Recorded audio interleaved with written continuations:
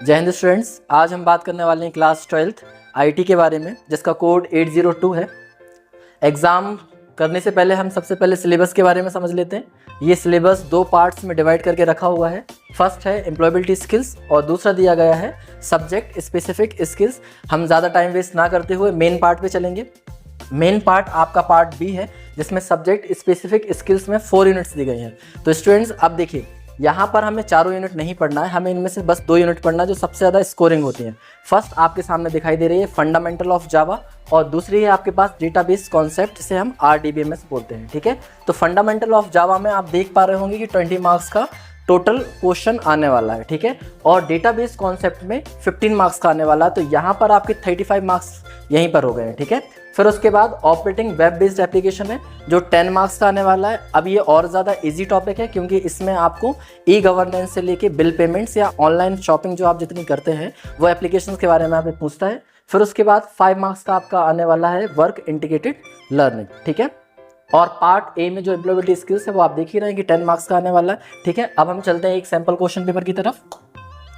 ये आपके सामने एक सैम्पल क्वेश्चन पेपर है। जैसा कि आप लोगों को पता है, आपका मैक्सिमम मार्क्स 60 मार्क्स का आने वाला है और 40 मार्क्स आपका प्रैक्टिकल होता है, जो कि हो चुका होगा सभी स्कूल्स में। ठीक है स्टूडेंट्स, इस बात का ध्यान रखना है कि यहाँ पर प्रैक्टिकल और थ्योरी दोनों ही अलग अलग चीज़ें हैं। आपको थ्योरी में यहाँ पे पास होना ही पड़ेगा, प्रैक्टिकल मार्क्स इसमें आपका कुछ भी नहीं कर सकते हैं। क्लियर? तो 40 मार्क्स के साथ 60 मार्क्स, तो यहाँ पे आपका 60 मार्क्स का क्वेश्चन पेपर है, जिनमें से आपका 10 मार्क्स का एम्प्लॉयबिलिटी स्किल्स आने वाला है। तो यहाँ पे हम देखेंगे 1 मार्क के कितने क्वेश्चंस आने वाले हैं।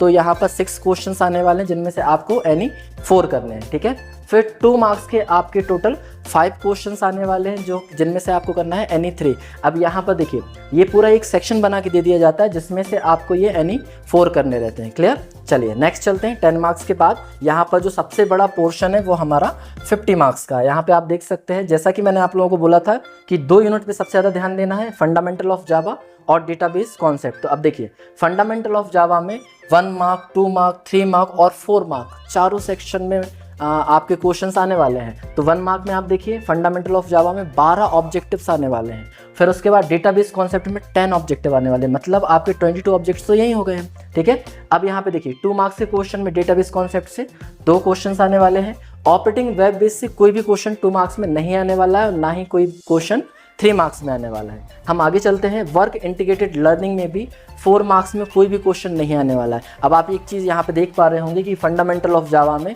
3 क्वेश्चंस आने वाले हैं जो 4 मार्क्स के रहेंगे। देखिए आप 4 क्वेश्चंस आने वाले, जिनमें से 3 सिर्फ किस में से आ रहे हैं, फंडामेंटल ऑफ जावा में से, और 1 क्वेश्चन कन्फर्म RDBMS से आने वाला है। ठीक है, तो 4 क्वेश्चंस रहेंगे, जिनमें से आपको एनी 3 करने हैं। तो यहाँ पर आपकी मार्किंग दी गई है। 2 मार्क्स के क्वेश्चंस कितने आने वाले हैं, तो यहाँ पर 38 ऑब्जेक्टिव्स आपको दिए जाएंगे, जिनमें से आपको सिर्फ 30 करने रहेंगे। ठीक है, मतलब सीधा सीधा आप देख सकते हैं कि 30 नंबर में आपको क्या करना है, सिर्फ ऑब्जेक्टिव बेस्ड क्वेश्चन आने वाले हैं। ठीक है, और 30 नंबर के आपके क्वेश्चंस आने वाले हैं, तो आपको बहुत ज़्यादा इजी पड़ जाएगा। अब आप देख सकते हैं कि 1 मार्क का कितने में से आने वाला है। क्लियर? तो देखिए, यहाँ पे आपको 26 करना रहेंगे और 4 आपके एम्प्लॉयबिलिटी स्किल्स में है, तो टोटल आपके 30 क्वेश्चंस 1 मार्क के हो गए। यहाँ पर 2 नंबर के क्वेश्चंस 3 करने हैं, 3 नंबर के क्वेश्चंस 2 करने हैं, और 4 नंबर के क्वेश्चंस 3 करने हैं। तो ये टोटल आपका 50 मार्क्स का होने वाला है। ठीक है, थैंक यू।